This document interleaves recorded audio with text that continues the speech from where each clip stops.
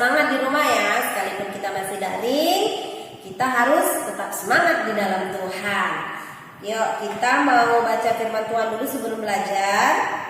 Pembacaan kita hari ini tertulis di Keluaran yang keempat, ayat yang ke-10 dan yang ke-11. Keluaran 4 ayat 10 dan 11, demikian firman Tuhan.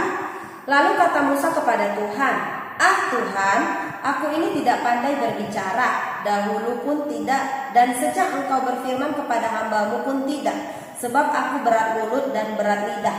Tetapi Tuhan berfirman kepadanya, "Siapakah yang membuat lidah manusia?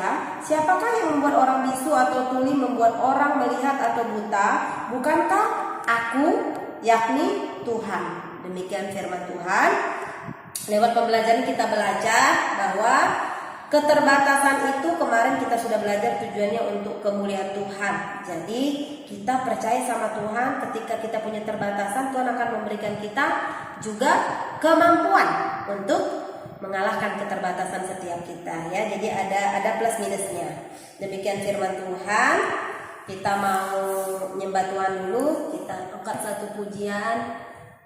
Tak terbatas kuasa-Mu Tuhan. Yuk. Tak terbatas kuasa-Mu Tuhan, semua dapat Kau lakukan. Apa yang kelihatan mustahil bagiku, itu sangat mungkin bagimu. Di saat ku tak berdaya, kuasa-Mu yang sempurna. Ketika ku percaya, mukjizat itu nyata, bukan karena kekuatan, namun Roh-Mu ya Tuhan. Ketika ku berdoa, mukjizat itu nyata. Ketika ku percaya, mukjizat itu nyata. Ketika ku berdoa, mukjizat itu nyata. Kita berdoa, benar ya Tuhan, kami percaya keterbatasan kami semuanya datangnya daripada Engkau, dan Engkau yang berfirman bahwa Engkau menitipkan kemampuan dalam setiap keterbatasan yang kami miliki. Kami percaya kepadamu Tuhan, ketika kami tidak mampu melakukan segala sesuatu dan kami datang ke hadapan Tuhan merendahkan diri, Tuhan akan mengulurkan tangan dan menolong setiap kami. Tuhan, Engkau yang tahu keterbatasan semua anak-anak yang ada di rumah, apa yang mereka alami ya Tuhan. Engkau berikan mereka kemampuan untuk boleh mengalahkan keterbatasan mereka di dalam nama Tuhan Yesus. Mereka menjadi orang-orang yang lebih dari pemenang. Kepintaran, kecerdasan, dan takut akan Tuhan turun bagi mereka di dalam nama Yesus. Terima kasih Tuhan. Ini bersyukur dalam pembelajaran kali ini, biar Engkau semakin memberkati kami, semakin memperkaya kami dengan hal-hal yang baru yang akan dipelajari dalam pembelajaran ini. Berkati semua anak-Mu yang di rumah, berkati keluarga besar mereka aman dalam lindungan Tuhan. Terpujilah nama-Mu Tuhan, dalam nama Yesus kami berdoa, haleluya, amin. Kita akan masuk kepada pembelajaran kita. Minggu lalu kita belajar tentang bab 9, yaitu keterbatasan manusia. Kita belajar bagian yang pertama, apa itu keterbatasan. Minggu lalu kita sudah belajar apa sih yang dimaksud dengan keterbatasan. Keterbatasan adalah hal yang dimiliki oleh manusia sejak kelahirannya. Sesuatu yang tidak bisa ia lakukan seperti yang orang lain lakukan. Hari ini kita akan belajar bagian yang kedua, lanjutan dari minggu lalu, yaitu keterbatasan adalah anugerah. Nah, di sini kita akan belajar tentang bahwa keterbatasan yang Tuhan berikan itu adalah sebuah anugerah yang diberikan kepada kita, supaya kita selalu hidup bergantung kepada Tuhan. Dan dalam setiap keterbatasan, Tuhan selalu berikan kemampuan bagi setiap kita. Musa adalah keturunan Ibrani yang dipilih Tuhan untuk membawa bangsa Israel keluar dari Mesir. Tetapi Musa tidak pandai berbicara. Maka waktu itu Tuhan menunjuk Harun sebagai juru bicaranya. Ada di Keluaran 4 ayat 10 sampai 14. Teacher Melda akan bacakan buat kita. Lalu kata Musa kepada Tuhan, Tuhan, aku ini tidak pandai bicara. Dahulu pun tidak, dan sejak engkau berfirman kepada hambamu pun tidak. Sebab aku berat mulut dan berat lidah. Tetapi Tuhan berfirman kepadanya, siapakah yang membuat lidah manusia? Siapakah yang membuat orang bisu atau tuli? Membuat orang melihat atau buta? Bukankah aku, yakni Tuhan? Oleh sebab itu pergilah, aku akan menyertai lidahmu dan mengajar engkau apa yang harus kau katakan. Tetapi Musa berkata, Tuhan, utuslah kiranya siapa saja yang patut kau utus. Maka bangkitlah murka Tuhan terhadap Musa, dan ia berfirman, bukankah di situ Harun orang Lewi itu kakakmu? Aku tahu bahwa ia pandai bicara, lagi pula ia telah berangkat menjumpai engkau. Dan apabila ia melihat engkau, ia akan bersukacita di dalam hatinya. Jadi waktu itu Musa dikasih tugas sama Tuhan untuk menyampaikan firman Tuhan. Waktu itu ya, jadi kepada bangsa Mesir.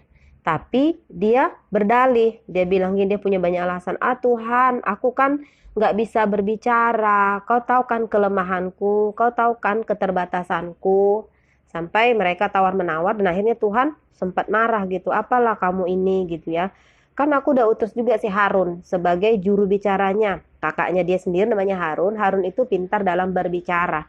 Jadi ketika Tuhan memilih Musa untuk mengutus dia, memberikan dia tugas menyampaikan kabar baik kepada orang-orang yang ada di Mesir, khususnya kepada Raja Firaun waktu itu ya. Musa ternyata Tuhan sudah memberikan Harun. Tuhan tahu Musa itu nggak bisa berbicara, nggak pandai gitu ya. Makanya Tuhan kasih Harun kakaknya untuk mendampingi dia. Jadi hari ini kita belajar dalam setiap keterbatasan Tuhan akan berikan kemampuan. Tuhan akan berikan orang lain untuk menolong kita dalam setiap keterbatasan kita. Makanya firman Tuhan bilang kita harus saling tolong menolong satu dengan yang lainnya. Kita nggak bisa hidup sendiri. Kita makhluk sosial butuh orang lain. Musa telah tua dan tubuhnya lemah pada waktu memimpin bangsa Israel memerangi bangsa Amalek.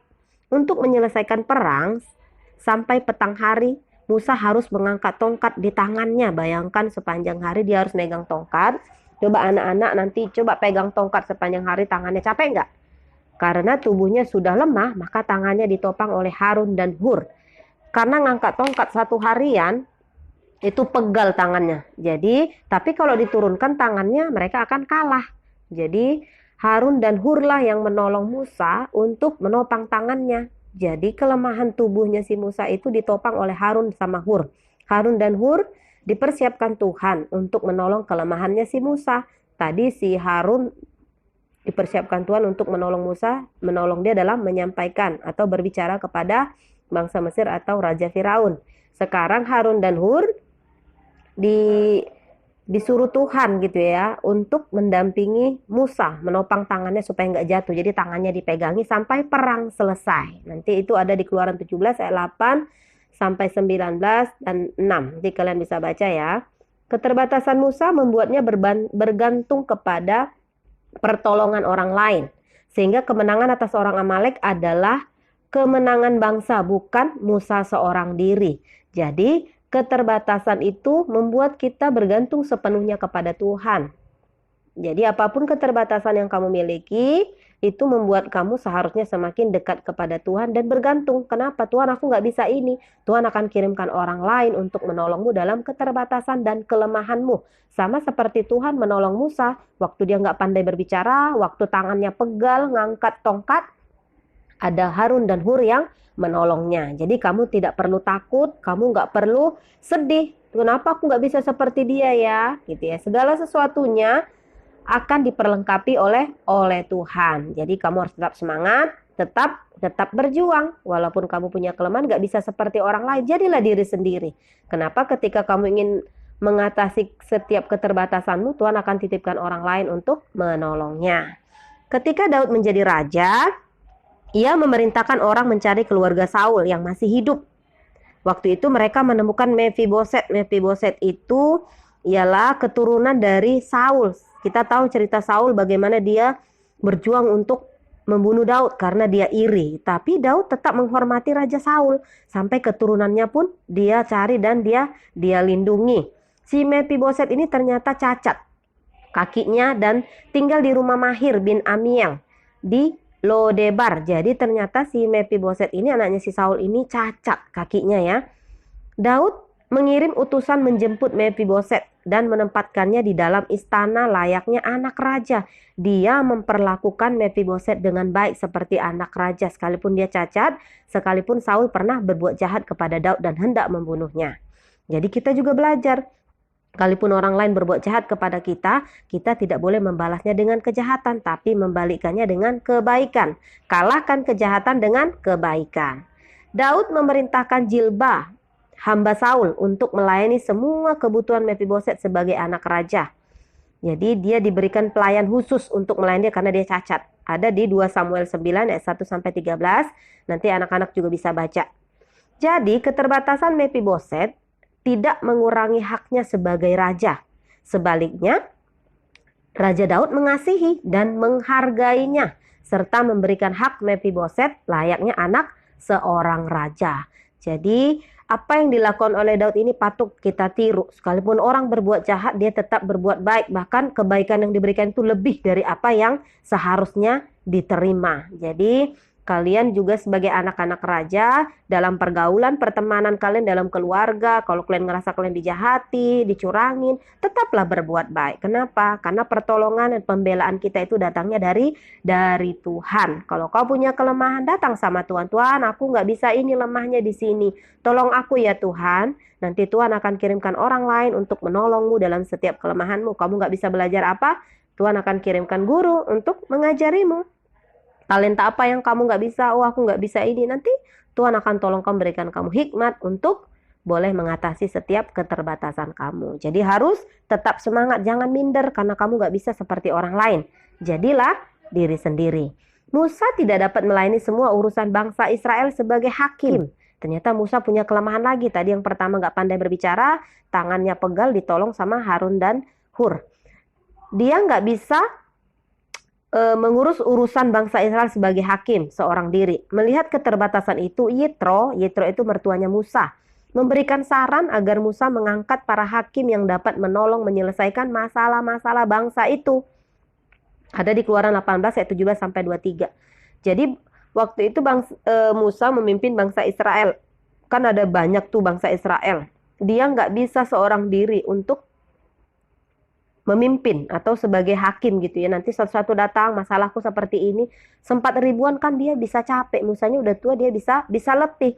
Jadi Yitro memberikan saran kepadanya agar mengangkat para hakim yang dapat menolongnya menyelesaikan masalah-masalah bangsa itu. Jadi dipilihlah beberapa orang untuk menolong dia ya, untuk menyelesaikan kalau ada rakyat yang datang ngadu, mereka yang menyelesaikan masalahnya. Jadi Musa punya partner, dia nggak sendiri.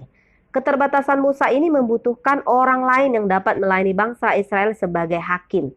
Jadi keterbatasan Musa, Tuhan juga tolong ya. Ketika dia membutuhkan orang lain dapat melayani bangsa Israel untuk sebagai hakim, Tuhan juga kirimkan orang-orang yang terbaik untuk menolong dia dalam keterbatasannya memimpin. Suatu saat nanti, kalian juga akan dipercayakan Tuhan sebagai pemimpin-pemimpin besar. Mungkin di antara kalian akan jadi presiden, ada yang jadi direktur, ada yang jadi pendeta hamba Tuhan, ada yang jadi guru, apapun profesi kalian akan menjadi pemimpin. Jadi polisi, jadi tentara ya. Kalian akan menjadi pemimpin. Karena itulah kalian sekarang belajar memimpin diri sendiri. Memimpin diri sendiri berarti kalian bisa memimpin diri untuk tidak melakukan hal-hal yang gak benar. Kalau kalian tahu itu salah, kalian gak akan pergi ke tempat yang salah. Kalian tidak akan melakukan hal yang salah. Tapi kalian akan memimpin diri kalian untuk melakukan hal-hal yang baik dan hal-hal yang benar sesuai dengan kebenaran firman Tuhan. Jadi suatu saat nanti ketika kalian jadi pemimpin dipercayakan Tuhan, kalian nggak bisa sendiri, kalian perlu bawahan. Kalian butuh orang lain untuk menolong kalian menyelesaikan pekerjaan kalian. Kalian punya banyak karyawan, kalian punya banyak jemaat, Tuhan akan mempercayakan orang-orang yang tepat untuk menolong kalian. Pada waktu Yesus mengajar juga banyak orang datang membawa orang sakit untuk disembuhkan. Orang sakit gak dapat menemui Yesus tanpa bantuan keluarga atau orang lain di sekitarnya. Terlebih bagi mereka yang buta, lumpuh, tuli, Orang-orang seperti ini kan nggak bisa jalan sendiri. Tuhan Yesus memperlakukan mereka semuanya sama gitu ya. Jadi mereka butuh orang lain untuk mengantarkan mereka datang kepada Tuhan. Keterbatasan yang dimaksud bukan hanya dalam hal kemampuan mental atau fisik, tetapi juga yang berhubungan dengan bakat. Keterbatasan memang harus dikenali dan diterima sebagai pemberian Allah. Apa saja yang dapat digolongkan dalam keterbatasan manusia? Nanti kamu bisa daftarkan dan tuliskan di dalam kolom-kolom yang minggu lalu kamu sudah isi gitu ya. Jadi kalian sudah tahu apa yang menjadi keterbatasan kalian. Yang jelas setiap orang mempunyai keterbatasan yang berbeda. Tidak ada manusia yang terlahir sempurna. Nobody perfect. Jadi keterbatasan ini adalah anugerah Tuhan. Kalian harus syukuri, kalian harus terima gitu ya. Sebab dengan keterbatasan itu manusia hidup bergantung penuh kepada Allah dan saling melengkapi dengan sesama. Allah menciptakan manusia sebagai ciptaan yang mulia, unik, cantik, ganteng. Namun dengan keterbatasan tertentu. Jadi sekalipun cantik, sekalipun unik, mulia, kita punya keterbatasan. Mau orang kaya, orang miskin, semua punya keterbatasan. Alkitab menjelaskan bahwa di dalam keterbatasan inilah kuasa Allah menjadi lebih nyata. Diingat ya, lewat keterbatasan yang kamu miliki, kuasa Tuhan akan dinyatakan. Kamu akan mengalami kemuliaan Tuhan dan kamu akan mengalami pertolongan Tuhan yang dahsyat dalam hidupmu. Sebab manusia akan selalu bergantung pada kuasanya Tuhan. Ya, paham semuanya ya. Jadi kita sudah belajar keterbatasan adalah anugerah.